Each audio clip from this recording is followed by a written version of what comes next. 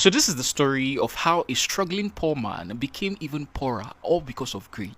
Let me explain. So this man goes by the name Tayo. He's from Nigeria and he works in a factory. Every morning by 8 a.m., Tayo would leave his house and head over to this factory where they produce plantain chips. He would work in the packaging department from the time he arrives until 5 p.m. before returning back home. This was Tayo's routine every day, except weekdays when he usually rested. Working at that factory wasn't an easy job for him. His salary was just about 80,000 naira, which is about $75 per month. And from this little 80,000 naira, he would still pay for bills, which included NEPA, dustbin, feeding, and transportation to work. In fact, most times he would exhaust his salary before the end of the month and even borrow. But despite all this, Tayo still hoped something good would come his way. And just as he hoped, something happened one day that changed his life. On that particular day, Tayo was headed to work as usual. He boarded the normal public bus from the junction and then they left. On the way, the driver picked up another passenger from the road, a young man in his early 30s. The man held the bag which the driver helped him keep at the load corner of the bus. But you see, while putting this bag, the driver noticed it contained a huge stack of money by looking through the open zip. As soon as the driver returned back to driving, he then told the young man he collected the bag from that he saw what was inside and that he would have to report to the police as soon as they get to the checkpoint because he doesn't want any problem or anything that would lead to him getting arrested. On hearing this, the young man began to beg, telling the driver that he stole the money from his boss who refused to settle him after working for him for years. The young man further told the driver that currently he was taking the money to a pastor to pray for it so that when he uses it, nothing bad will happen to him, and that if driver helps him, he would give him part of the money and also give some parts to any other passengers in the bus that will help him. After listening to the young man speak, the driver decided to help. He then told the other few passengers in the bus that if they don't want to help, they should come down and he will put them in a different bus that will take them to their destination. Now, due to the fact that money was involved and everyone in the bus wanted their own share, none of them agreed to come down, including Tayo. They all decided to help the young man. In fact, one of the women inside that bus named Felicia began suggesting that instead of going to the young man's pastor that might be far away, they should instead go to one pastor that is closer and safer for them. They all agreed, and